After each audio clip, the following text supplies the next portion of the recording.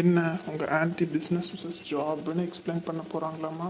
இதில் என்ன doubt? Business தான் பெஸ்ட்டு. அப்போ நீங்க ஏன் பிசினஸ் பண்ணல ஐஎம்ஐ அங்கிள்? கிரெடிட் கார்டு கமிஷன் ஏஜென்ட்டா இருக்கீங்க. பிஸ்னஸ் பண்ண எனக்கு இன்வெஸ்ட்மெண்ட் இல்லை. அதே மாதிரி இதை தெரிய வரும்போது எனக்கு வயசும் இல்லை. சரி விடு ரேஷ்மா. ரவி நீயும் கேளு, நான் எக்ஸ்பிளைன் பண்ணுறேன். பிஸ்னஸில் ஹை ப்ராஃபிட் இருக்கும், ஆனால் ஹை ரிஸ்க்கும் இருக்கும். அதே சமயம் ஃப்ரீடம் இருக்கும்.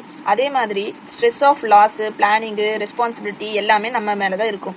இதே ஜாபில் ஸ்டெபிலிட்டி இருக்கும், ஆனால் ஃபிக்ஸ்டு இன்கம் தான். இதே அதில் ஃப்ரீடம் இருக்காது, ஆனால் லாஸ் ஆஃப் பிஸ்னஸில் பயம் இருக்காது. புரியுதா?